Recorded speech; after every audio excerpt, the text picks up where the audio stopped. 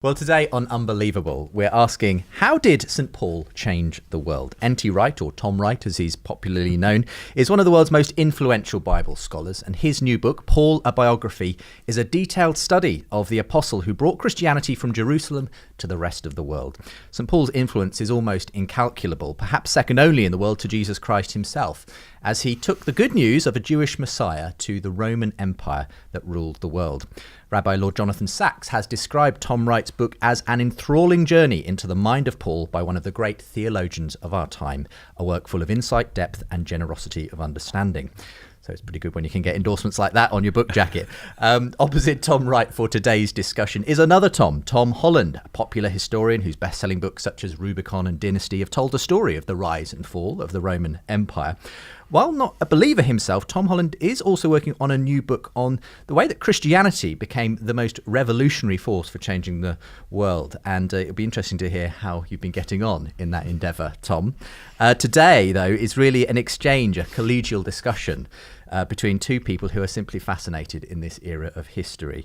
What can we know from Acts and the letters in the New Testament about Paul? What are the gaps that we need to fill in about who he was and how he went about his mission? And we'll talk, of course, about his famous conversion and the unique way his theology developed as he brought Jewish monotheism and Jesus the Messiah together. So Tom Holland and Tom Wright, welcome along to the show. Thank you very much. Thank you. It's great to have you both joining me today. We'll come to you first of all, Tom Wright. I'm probably going to have to use surnames just to distinguish you both today. But so you've been writing and researching Paul for decades now, haven't you?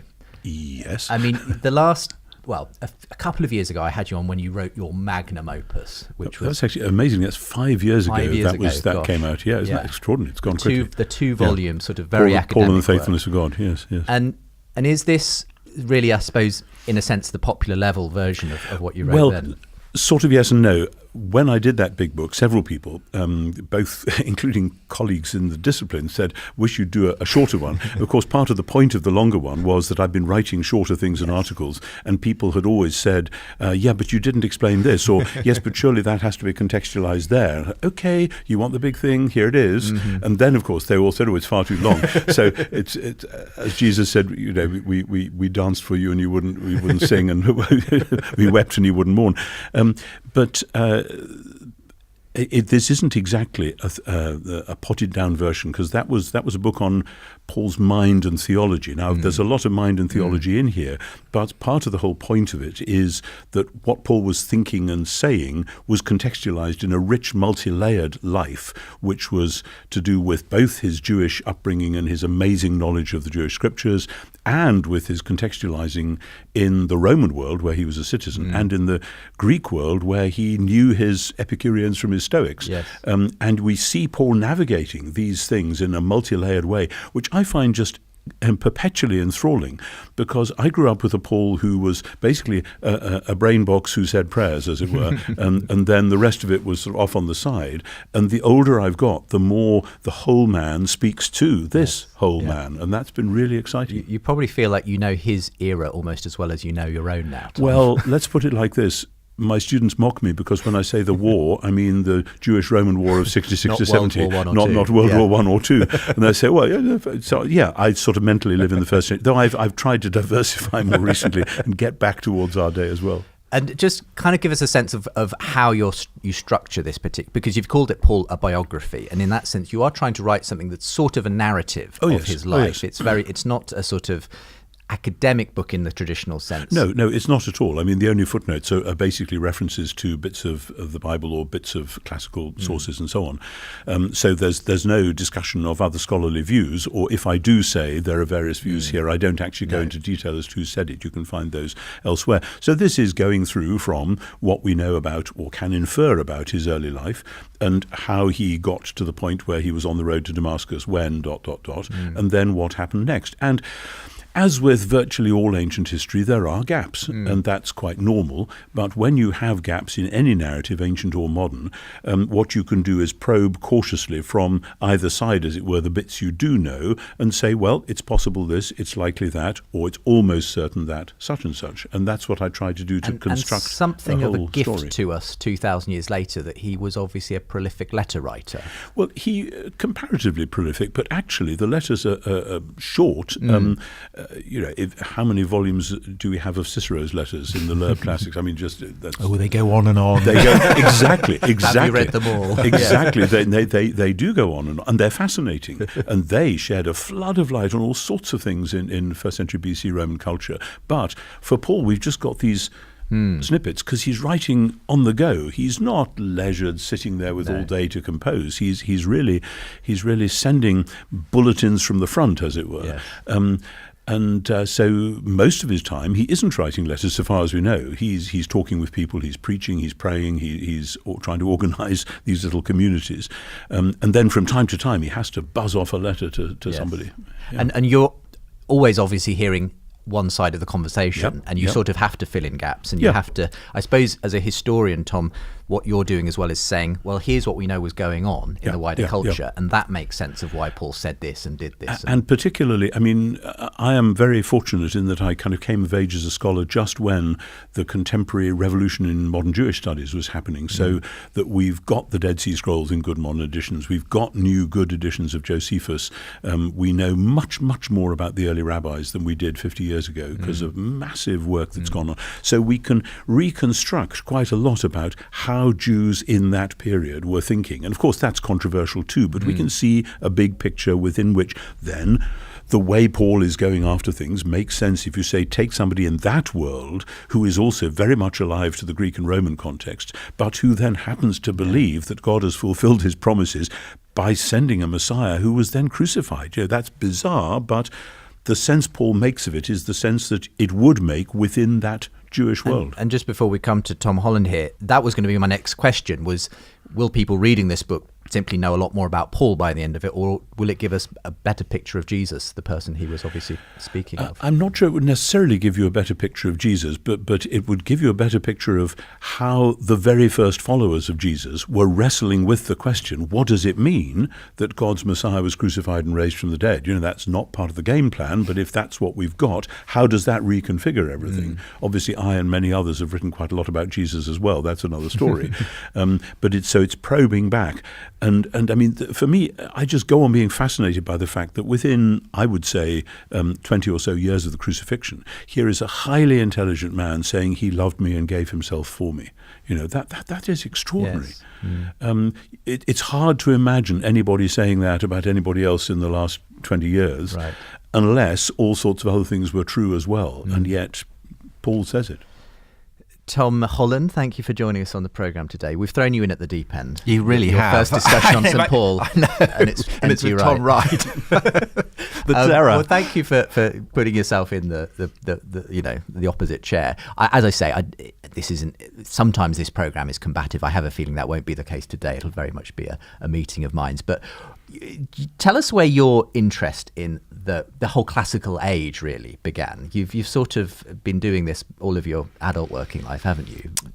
Well, it goes right the way back to childhood, and I was the kind of child who loved dinosaurs. I liked them because they were big and they were fierce and they were glamorous and they were extinct. And my interest in I suppose in the Roman army and then by extension the Roman is of Empire. A similar nature. Well, yes. it was a seamless movement from Tyrannosaurus Rex to Caesar. And so the kind of the glamour and the beauty and the power and the cruelty of the Greeks and the Romans I found very appealing. Yeah. And in contrast to that, although I went to Sunday school and I was very, very interested in biblical history as well, I found them all a bit po-faced, kind of. I didn't like their beards. I preferred kind of the clean-shaven look of Apollo, and so in a way I was kind of seduced by the glamour of Greece and Rome, I suppose. And so the first books I wrote about of history were about Greece and Rome, and in many ways the appeal particularly, I think, of Rome is that in certain ways they do seem very like us. So you were talking about Cicero's letters, and this is a man who, is worrying about property prices. He's worrying about the weather. He's bitching about Sounds people. very British to me. Yeah, so in all kinds of ways he seems very familiar. Yes. But the more you live in the minds of the Romans, and I think even more the Greeks, the more alien they come to seem, the more frightening they come to seem. And what becomes most frightening really is a kind of quality of callousness that I think is terrifying because it is completely taken for granted. There's a kind of innocent quality about it. Nobody really questions it. And what sort of form did that take? Well, if we're in the age of Cicero, Cicero's great contemporary Caesar is, by some accounts, slaughtering 1 million Gauls and enslaving another 1 million in the cause of boosting his political career. And far from feeling in any way embarrassed about this, he's kind of promoting it. And so when he holds his triumph, people are going through the streets of Rome carrying billboards, boasting about how many people he's killed. And this is a really terrifyingly alien world. And the more you look at it, the more you realize that it is built on systematic exploitation. So the entire economy is founded on slave labor. Right. The sexual economy is founded on the absolute right of free Roman males to have sex with anyone that they want, any way that they like. And in almost every way, this is a world that is unspeakably cruel to our way of thinking. And so this worried me more and more, and it was kind of like I was thinking, well, I'm clearly not, as I'd vaguely imagined, the heir of the Greeks and the Romans in any way, really. And so where am I coming from? And it was like a kind of itch, you get on your back and you think you can't find it. And this was then enhanced for me by then writing a book about late antiquity and the emergence of Islam from the late religious the religious and imperial context of late antiquity, and again finding in Islam a profound quality of the alien. That there were aspects of Islam that were very familiar, but there were many aspects of it that again seemed deeply, deeply alien. And I began to realize that actually, in almost every way, I am Christian. And I began to realize that actually Paul, although in many ways he seems a much less familiar figure than Cicero, the kind of urbane man with his property problems. Paul never had any property; he just made tents. Yes. That in almost every what is it, seven, that is the 7 letters that are people conventionally people ascribed to absolutely him. accept that and as Tom Wright was saying, this is not a very lengthy amount of writing, but compacted into this very, very small amount of writing was almost everything that explains the modern world. Well, the Western world, as we take for granted. Yes, but also the way that the West has then moved on to shape concepts like international law, for instance. So the concepts of human rights, all these kind of things, ultimately, they don't go back to Greek philosophers. They don't go back to Roman imperialism.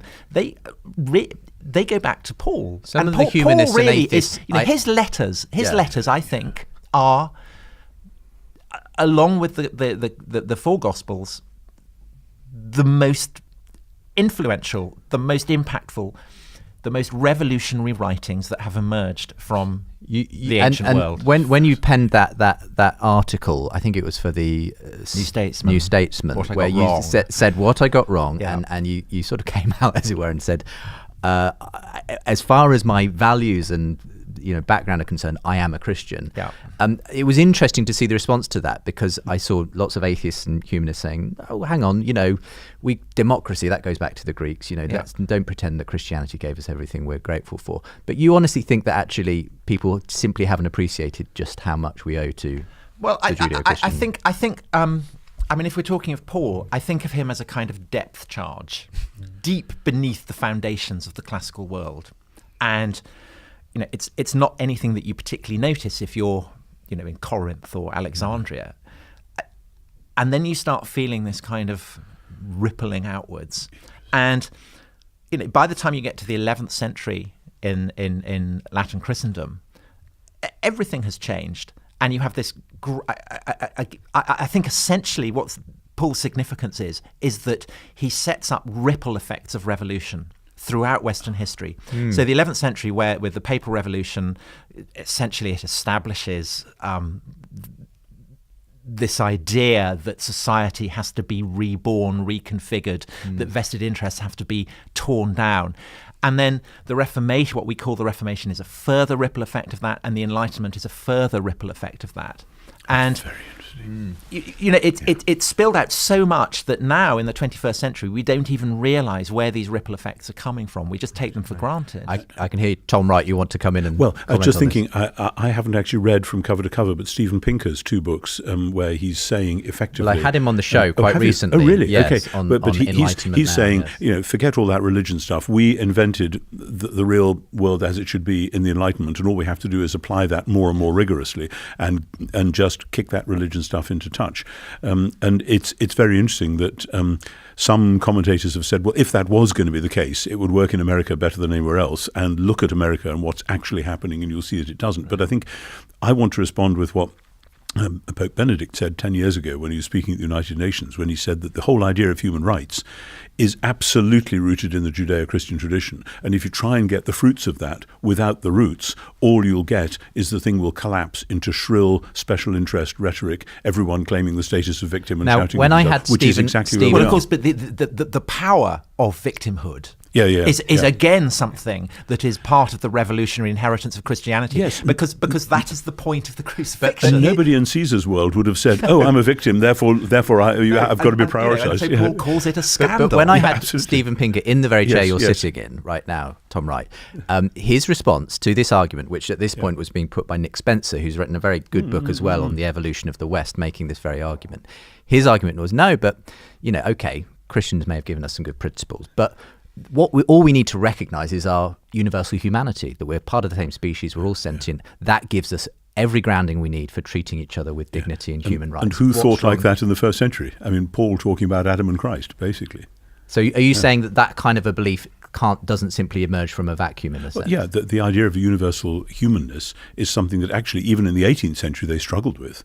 When missionaries went to America and came back arguing about whether the American Indians had souls or not. Right. Were they really the same species as us? And then John Wesley and George Whitefield and so on saying, no, these people have to be taught to love God like any of us. And so there's stuff going on there which is, again, rooted in the Christian and you're faith. part of the pushback on this in a way, aren't you? I mean, it seems to me that the most influential phrase for understanding why we have a notion of a kind of common humanity is in Galatians, where Paul says, that there is neither Jew nor Greek, Male nor neither slave nor free, neither male nor female, and there you have this idea that we are. Of course, he goes on to say in Christ Jesus, and that for the contemporary world is.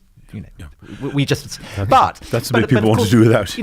But of course, there is an issue there, as Daniel Boyarin, in a fascinating Jewish scholar writing about Paul, says, so Jewishness and Greekness gets dissolved into this universal humanity. But what if I, as a Jew, want to stay a Jew? And so, in a sense, there also you have the kind of, the issues that continue to obsess our society, which is essentially, if you don't want to be part of a kind of universal commonality, what then do you do? The dangerous thing, I was at a conference in America a couple of years ago, 2 or 3 years ago, based on the big book on Paul, and there was an African-American theologian, a woman at Fuller Seminary, who basically pushed back at me on this and said, the danger is that when you say we're all one in Christ Jesus, what that means is that everyone else is an honorary white male. Right. And the white males have got it. And that everyone else has to say, okay, we're sort of part of your team, as it were. And I said, if that's what you're hearing, that's certainly absolutely not what I was intending. And it's certainly not what Paul was intending either. And I know Danny Boyarin, and we've had this debate. It's great fun, because I think what we're seeing there is a very interesting cultural moment on the cusp of modernity and postmodernity. And David Horrell in Exeter, his book on Paul, Solidarity and Difference, says it all, that on the one hand, we've got this cultural drive towards we're all part of it's what's going on with the Europe debate at the moment. Yeah. Solidarity. We're all just part of this nice big family, and that's how it all works in economy of scale and so on. And then lots of people, including in Scotland where I now live, saying, no, that's squelching our identity and we're not going to let you do it. Yeah. And the interesting thing is that Paul, in, say, 1 Corinthians, is faced with the same issues. How do you navigate pastorally and theologically where you're simultaneously saying we've all got to be one family, and then you're saying, but if your conscience means that this is where you are at the moment, here's how we live with that and how we have to respect that. And he's basically wrestling with the big issues that we're wrestling with as well, doing so very sophisticatedly. Let's come to some of his specific story, because you do a fabulous job in the opening chapters of the book in setting the scene of who Paul was, what we can know about his background, the sort of Judaism that he came from. And for me, one of the fascinating bits was you kind of speculating on what he might have been thinking about when he was on that famous road to Damascus, because I thought that was quite interesting. You know, what was occupying Paul's mind at the moment when that famous event occurred? So do you want to just walk us through that? Because I think this is probably the most famous conversion in all of history, in a way. Yes, if conversion is the right word. Right. And let me say... That's the key. Well, but right off the top, the danger with saying conversion is that what that word means in our world, if I say so-and-so just got converted, the chances are this means that so-and-so was probably an atheist or an agnostic, and they have now found some sort of faith. And one would hope it might, for me, it might be Christian faith. That's not really at all what's going on for Paul, and it's certainly not about swapping from one religion to another. That's the layers of misunderstanding there in terms of what the word religion meant in the ancient world, in terms of what the word religion means in our world. Neither of those fit what's happening to Paul. Paul always had believed in the God of Abraham, Isaac and Jacob, the creator God. He never for a moment stopped believing in that God. He was living in a narrative which said, all those ancient promises have got to come true. God's got to show that he's in the right, that he meant what he said, and that he's going to renew the whole world. Quite possibly, not all Jews believe this, through a Messiah who will come and do justice and re-establish the temple in Jerusalem so that God will come back and live there gloriously, etc. So Paul is living with that narrative, and in particular within that. And you see this in the later rabbis, but it's clearly there in Maccabees as well. There are two figures from the ancient world, the ancient Jewish world, who Paul is identifying with, Elijah and Phinehas. They are the great messengers of zeal, if you like. Bad things are happening. We've got to do some sacred violence to stamp out the nonsense and get Israel back on track. And Paul is role modeling Phinehas and Elijah, and the texts which embody their stories are clearly present. And he was very much part of this movement, wanting to keep the law better so that we hasten on this eventual... And let's be quite clear, this is not, as used to be said in Protestant rhetoric, about earning my ticket to heaven or doing enough good works so that God will be pleased with me. It's God wants to renew and restore this world, and for the sake of that, he's called Israel to be his special people, his holy people, and so it's for the sake of God's purposes they have to do this and make more and more Jews do this stuff. So here's this bunch who are letting the side down and going off after a crucified Messiah. Who ever heard such nonsense? So Paul is off to do the Phinehas thing, the Elijah thing. These are like the new prophets of Baal, and we know what we have to do with them. And then, if you're in that mode, how do you pray? We know from everything Paul says, he was a person suffused with prayer, and there are standard Jewish prayers. And it's a guess, but I'm not the only one to make this guess, that on the road to Damascus he was meditating, like many people in his tradition did, on the throne chariot in the beginning of the book of Ezekiel, where the prophet sees the whirling wheels and then the chariot, and then his eye is raised up and he sees the figure sitting on the throne and he falls down, crash, as though dead, and then the prophet is commissioned, etc. I think Paul was meditating on the throne chariot, longing to get a glimpse of the God he'd worshipped all his life. And I think he gets to that glimpse, and it's Jesus of Nazareth. And simultaneously, all his life is fulfilled and all his life is shattered. And that is just the most devastating and the most fulfilling moment. And in a sense, he spends the rest of his life working out what that means and encouraging other people to explore with him what I wouldn't want to say forcing them to do and believe what, because you can't force people to do and believe that kind of stuff, but helping them to share the sense that Jesus really is Israel's Messiah. Lots of people have given different explanations for what happened to Paul. Psychological, some epileptic fit, maybe, who knows. Where do you go as a historian, Tom Holland, with this obviously very significant event that I think you'd agree there's some historical basis to, that something happened on the road to Damascus? What do you think happened, though, in your view? I think in the broadest context, Paul is negotiating a tension that is inherent within the understanding of the God of Israel, because he is on the one hand the God of Israel, and he is on the other hand the creator of the entire world. So how do you negotiate that tension? Yes.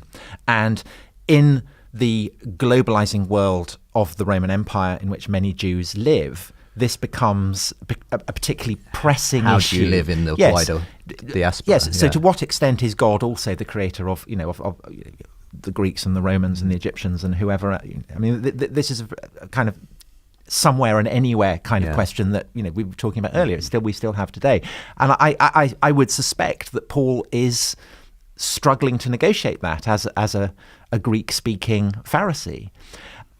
What persuades him to think the things that he does, I think, is profoundly mysterious.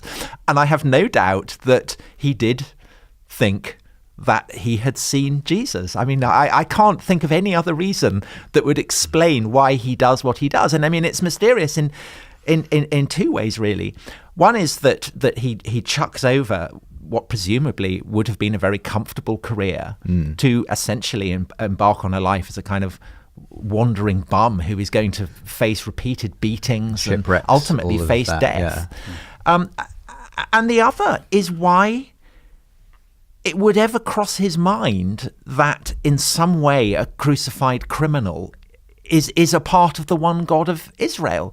And the strange thing about all his letters is that although he's arguing repeatedly for his understanding of who Jesus is and how he should be understood and how he should be comprehended, I mean, I may be corrected on this, but I don't think at any point does he feel the need to actually argue that Jesus is in some way a part of God. I mean, this is just taken for granted, and everyone seems to understand this. And it used to be so, and when you had Larry Hurtado on the show, you presumably discussed these kinds of things. It used to be thought that Jesus only was regarded as fully divine much later, like the end of the first generation or even early second century, only at the end of the New Testament period.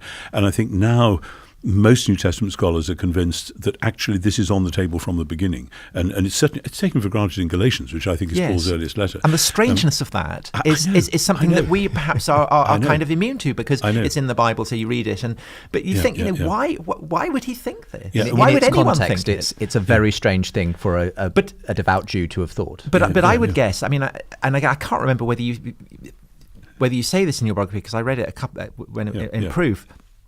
But having had presumably this kind of convulsive experience, presumably then he turns to Scripture to try and work out what's happened. Yeah, to try and process. And essentially he reads through all the passages and kind of constructs this theology out. I think one of the things we fail to realize often in modern Western Christianity, never mind the secular world, is the stories that people had in their heads about what God was going to do, and particularly the end of the book of Ezekiel, hugely important, and parallels in Isaiah, particularly Isaiah 40 and 52, God's promise that he will one day come back visibly in person to dwell in the temple, to rescue his people, to do what has to be done, etc., etc. And those promises are kind of shimmering in the background. And some people in the Jewish world, like the author of the book we call Ben Sira or Ecclesiasticus, seems to think that this sort of has happened because wisdom has come to dwell in the temple in the form of the teaching of Torah. Now, most Jews in Paul's day, I don't think, believed that. They still thought there was something major yet to happen. And it is as though with Paul, and indeed with the Gospels, it isn't just that they are telling Jesus stories and somehow saying, by the way, there's another dimension to this. They are telling the story which was Israel's story about God coming back, but the only way they can tell it is by talking about Jesus. So it's not just a Jesus story with a God dimension. It's actually the God story with a Jesus focus. Yeah. And it's hard for us to realize that because the last 200 years, philosophically, theologically, we haven't been there. So when I then look at how Paul is handling Isaiah, how he's handling the passages about the new Exodus with the pillar of cloud and fire coming, only now it's Jesus and the Spirit. You see, he's drawing on Jewish traditions about the presence and saving power of God. And then, of course, they all get focused not least on that middle chunk of Isaiah where you get the so-called suffering servant. And the suffering servant seems to be God saying, actually, when you look to see what it's like when I come back to rescue you, oh my goodness, it's going to be like this. And we see Jewish exegetes at the time struggling with Isaiah 53, some of them thinking it's a Messiah, but actually the suffering is what he inflicts on other people, and other people thinking, no, it's his real suffering, but it's the martyrs, it's not the Messiah. And Jesus, and then Paul picking this up, seem to have fused these two together with this extraordinary notion of a suffering Messiah who turns out to be the personal embodiment of Israel's God. And and then we see this already by early on in Paul, woven into fresh prayings of central Jewish prayers. The famous one in 1 Corinthians 8, where it's, Hear, O Israel, the Lord our God, the Lord is one. In Greek, Kyrios, ho theos hemon, Kyrios, hisestin. And Paul astonishingly finds Jesus inside that. So he says, for us there is one God, the Father, from whom are all things, we to him, and one Lord, Jesus the Messiah, through whom are all things. So you've got his theos kai, his Kyrios, but it's God and Jesus. So at the heart of Jewish monotheism, Paul finds this bifurcation. And in a sense, that's a massive transformation, but at the same time, somehow for Paul, it is a fulfillment. It's a fulfillment. It's not. It's a final revelation, because he then obviously looks back and says, oh my goodness, we now read the scriptures with this in mind. He is the image of the invisible God. So when humans were made in God's image, he is the image in whom we were made, and so on. And just how strange would this idea of a God who, or a Messiah or whatever, who becomes crucified have been in the Roman world that this message was being delivered into? Beyond weird. Totally beyond weird, as Paul repeatedly says. I mean, he says that it's foolishness, scandal, it's an outrage, it's yeah. foolishness, it's ridiculous, and he's aware of this the whole time. Just how embarrassing this is, in a sense. Well, it is kind of, I mean, and that is the whole point. Yes. That to suffer death on a cross is, it's the worst death that the Roman state can inflict, but it is also shaming in the context of the Mosaic law, which also says that to be hung from a tree is a cause of being cursed. And we often forget with our stylized depictions of the crucifixion just how gory and shameful it was. Absolutely. And so what is happening is that it's like it's the ultimate judo throw, where you turn the strength of your opponent against him. The Roman power is affirmed by brutality. The governor of a province has the right to burn, to throw to beasts, to crucify anyone who he feels is a danger to Roman power. And governors did that absolutely at the drop of a hat. So what is happening with Paul's proclamation of the one God in some way suffering this fate is to absolutely upend the very fabric and basis, not just of Roman power, but of power full stop. Because, of course, the assumption through, from reading the Jewish scriptures was that God is a warrior, and that God will, the overthrow of Roman power, the establishment of a kingdom of peace will in some way be affected by the sword. Yeah. And what Paul is saying is that actually the true source of power is to suffer. And that notion, that to be a victim can somehow be a source of power is unbelievully subversive in the context of classical antiquity. And still today, to some extent. I mean, it's not as though we all believe that today. Although you see all the time in the news at the moment that to cast yourself as a victim is somehow to give yourself power. And you would only have power by virtue of being a victim if you existed in the context of a society that was still in its fundamentals Christian. Yes. In the Roman world, if you said, I'm a victim, they'd say, yeah, and I'll enslave you. Yes, exactly. Thanks very much. Or I'll rape you, I'll do whatever. Right. Yeah. I mean, and on top of this was also this statement, which I think was being used in quite a political way, of Jesus is Lord, which was obviously set against the idea that Caesar is Lord. So if we think of Paul arriving in Galatia, it would seem that in some way the Galatians feel that they have a particular relationship to the figure of Augustus. So they transcribe the Res Gestae, his account of his achievements. And it seems to have been done to a far greater degree than anywhere else in the Roman Empire. And so they are inscribing this idea of Augustus, who describes himself as Divi Filius, son of God, son of Caesar, but he's been raised up to the heavens. He is a prince of peace. He has established a universal amity across the world, and this is euangelion. This is good news. This is a gospel to be proclaimed. But the statues of Augustus, the Res Gestae of Augustus, the very essence of Augustus is that the peace that he has brought has been brought by a sword. He is an imperator. He is a general who is victorious. This is what an emperor is. And so in the cities that Paul is arriving at, this cult of Caesar, which is the fastest growing cult probably in history up until that point. It's spread like wildfire. And it's not a kind of frigid cult. It's a cult that people across the Roman world invest in with a deep emotional sense. This idea of a conquering human who is divine, who has risen from the earth and gone to the heavens.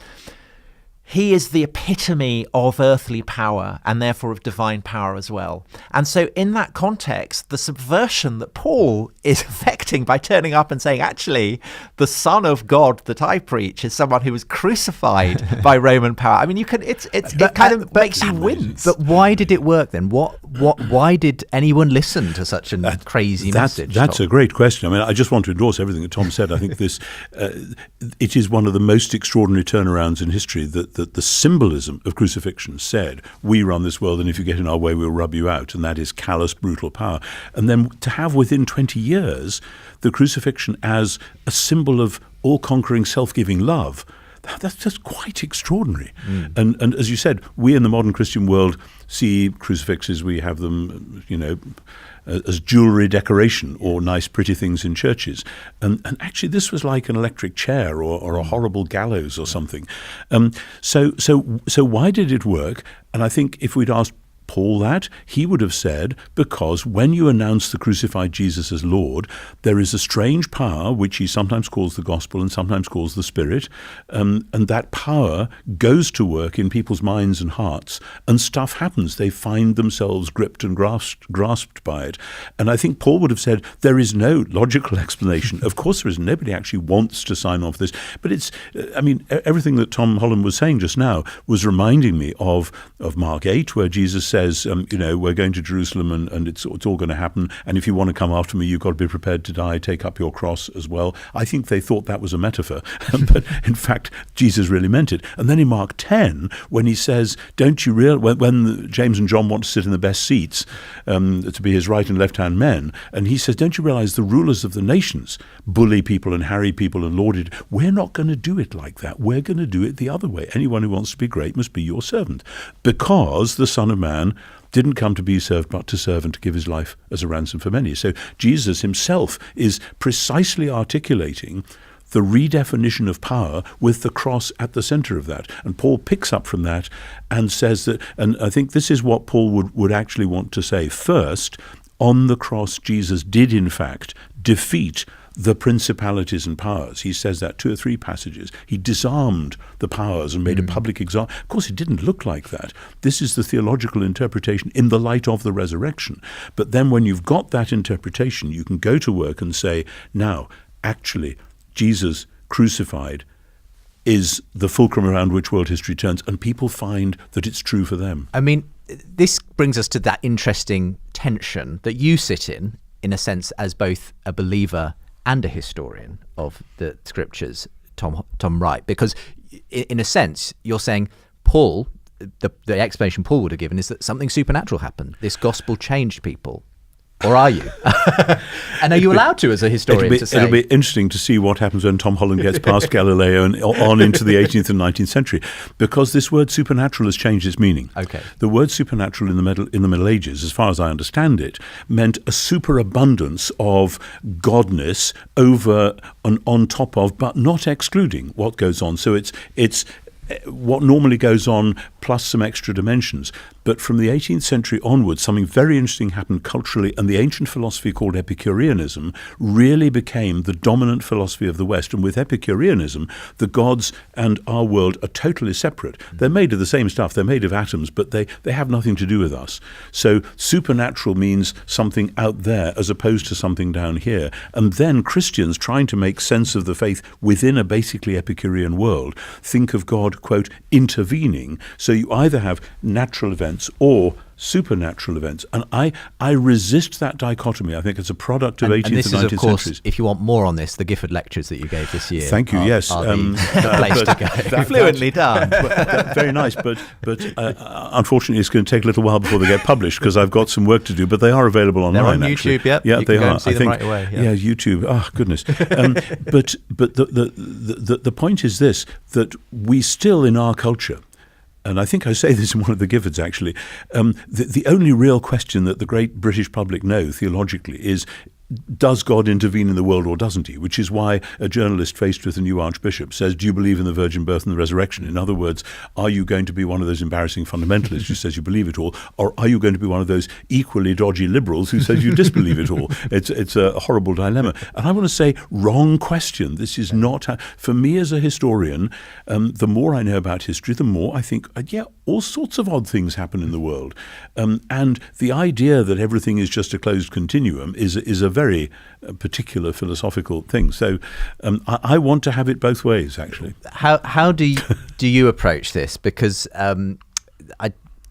we can talk about metaphysical commitments on your part, Tom Holland, but at the end of the day, someone like that you're sitting opposite, like Tom Wright, obviously does believe the Bible to be both a historical document that you can both agree on, you can pull apart and dissect and look at, but is also a source of divine revelation at some level. Rather as a kind of Darwinian, right? In the sense that I assume that Christianity triumphs or achieves what it achieves because it gives something that people want that they hadn't previously been given. So there's a social it's the survival of the fittest.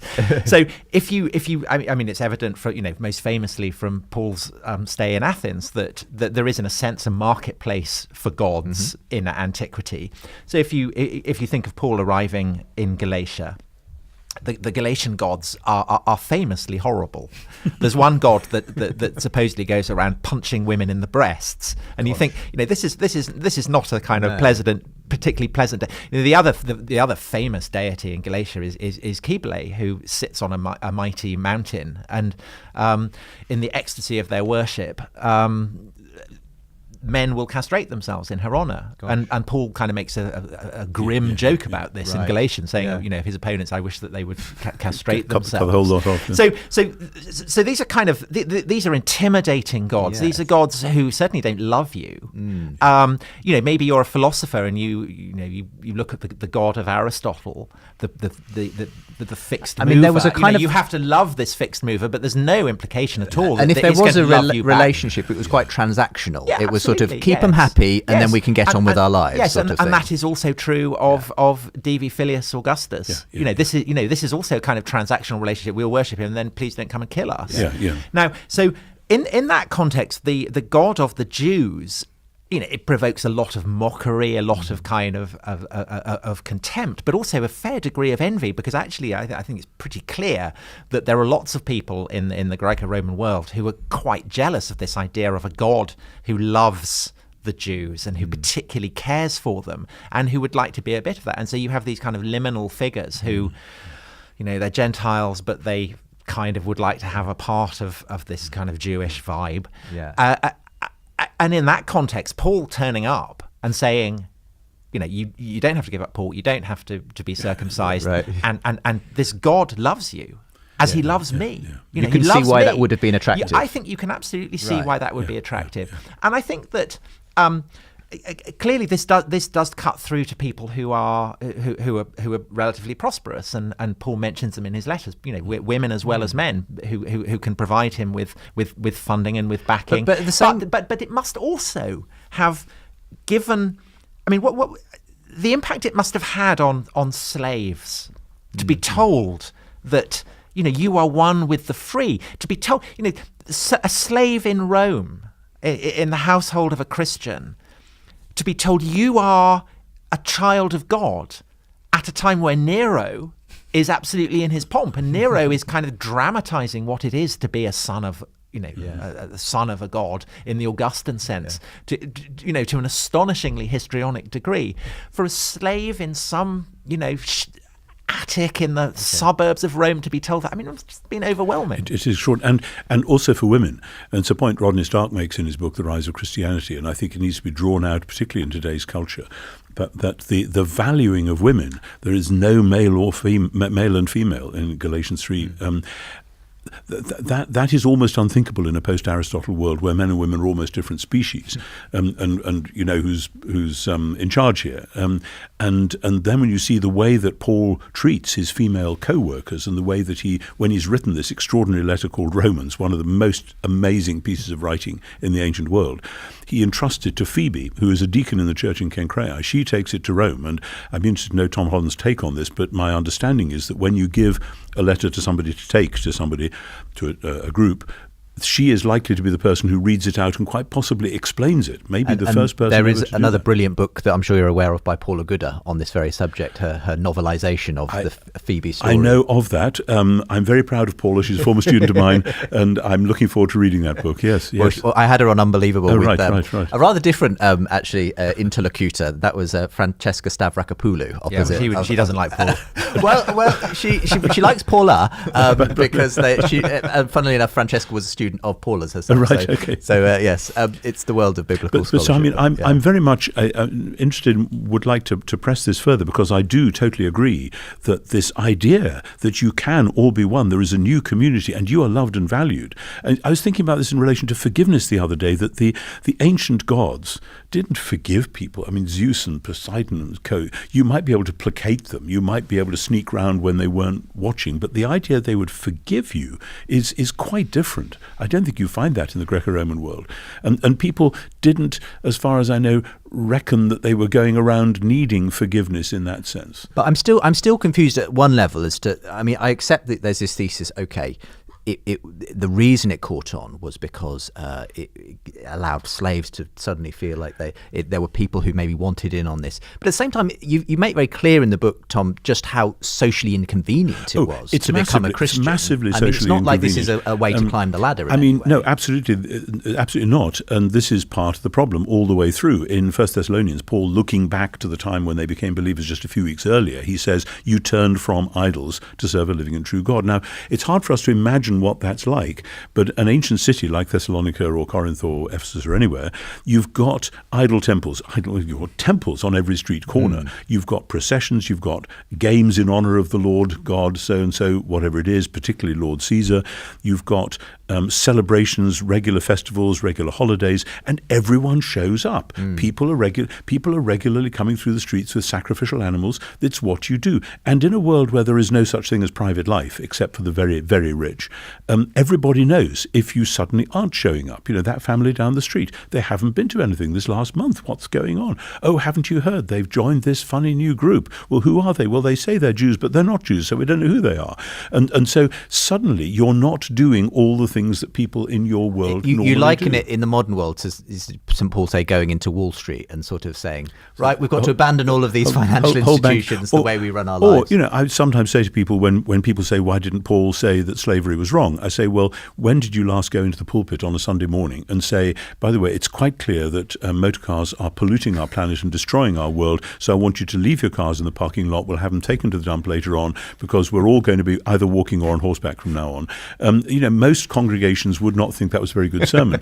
But actually, when you're talking about a major social revolution, you're just not going to be doing those processions anymore. And this is why in southern Greece, they get permission to shelter under the Jewish permission because the Jews had permission not to do that stuff. And this is where a lot of the hassle comes from, because then when suddenly there's a bunch of non-Jews claiming the same permission, the authorities want to know who are, and then they'll go around to the Jewish community. And suddenly this is a bit of these people?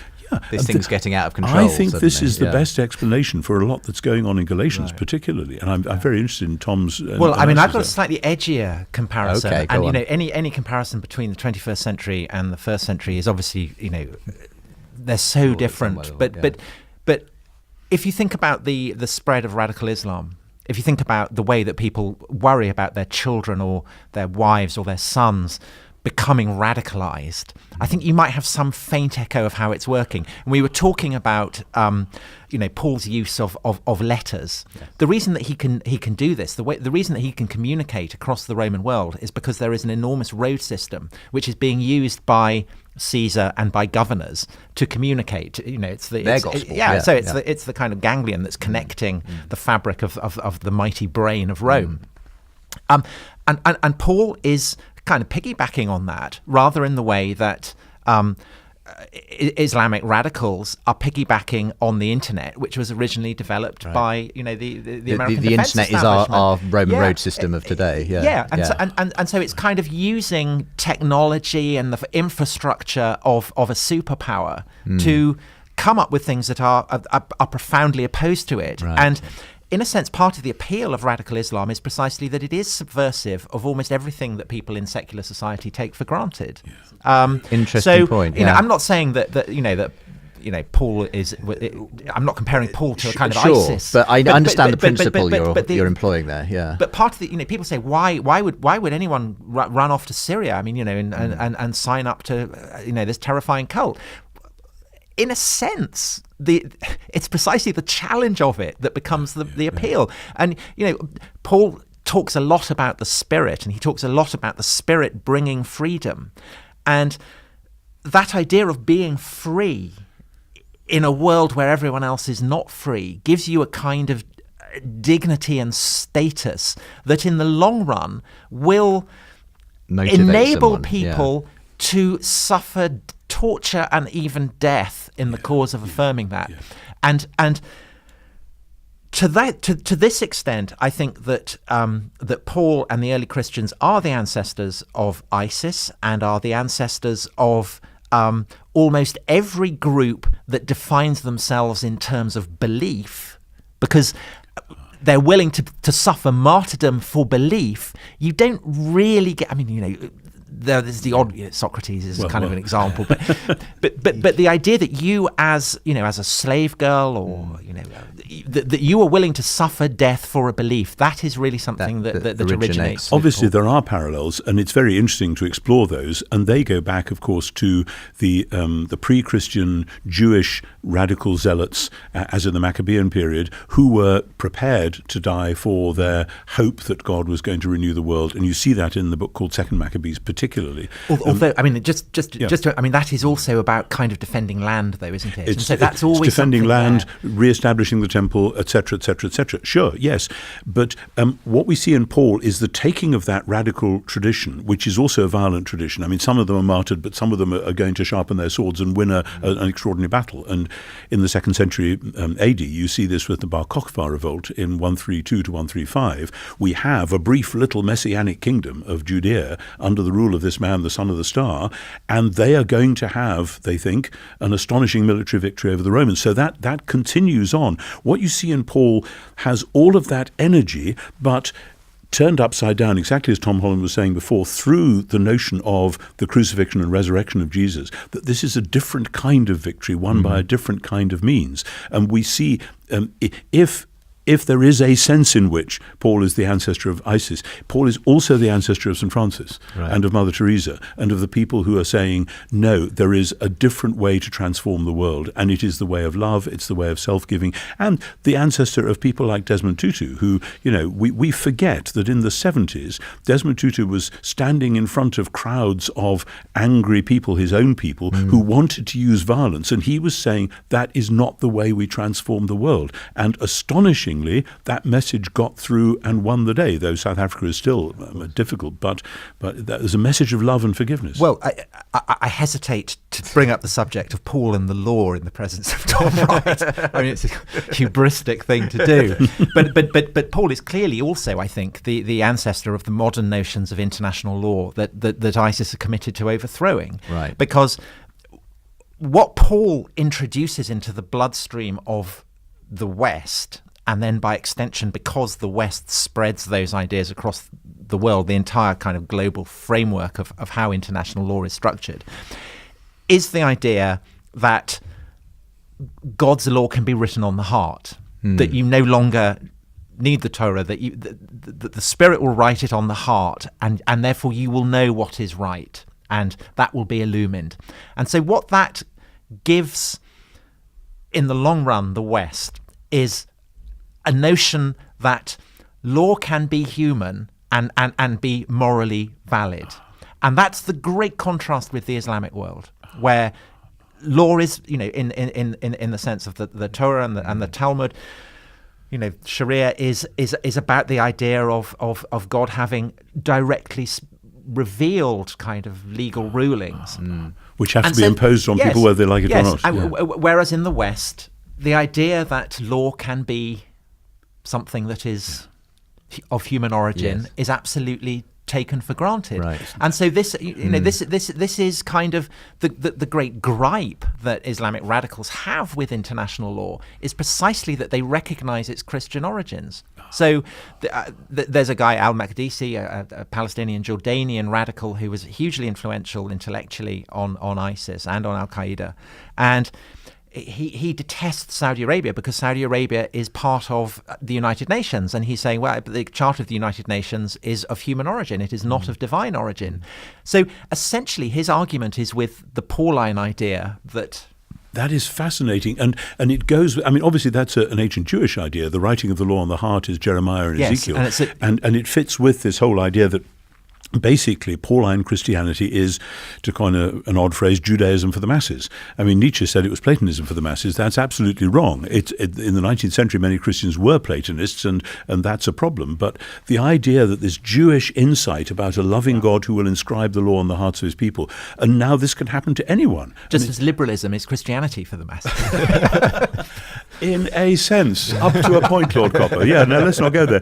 But then what we get with that, with Paul, this extraordinary thing, which when I was writing this book, it impinged on me again, that what we already see when there's a rumor that there's going to be a famine coming, the church in Antioch instantly, instead of stockpiling food, they said, we've got to help them down in Jerusalem. And you have a sense of a translocal community as well as a trans-ethnic community in a way which I think is unprecedented in the ancient world. The Jewish communities, the synagogue communities, were translocal. They were across the world, and they sort of knew about one another and were in touch with one another. But it was basically Jews and proselytes or God-fearers or whoever. And there were translocal communities of the Roman imperial administration and the Roman army, but that was all jolly well loyal to Caesar, thank you very much. What you have in Christianity is a community which Paul insists is one. It's a united community and has to be struggled for that unity. And that's precisely the origin of the United Nations. That's a Christian Pauline idea. The problem is if you try to get it without the roots in an explicit belief in this particular God who has rescued the world in this particular way, well, you can see, go to the UN today, you can whistle for it because it's falling apart, because we've tried to get it without the basis. Going to have to leave it there. I wish we had more time, but thank you so much, gentlemen, both, Tom Holland and Tom Wright, for joining me on the programme today. Tom Holland, we want you back when your book is available, and we'll get you in another interesting discussion about it. Tom Wright, I'm looking forward to, we've got a little bit of a plan in the pipeline for a regular podcast with you, so watch this space if you're a Tom Wright fan. You might be able to get more of conversations like this coming to you in the future, but for the moment, thank you both for being with me. Thank you. It's been a pleasure. Thank you.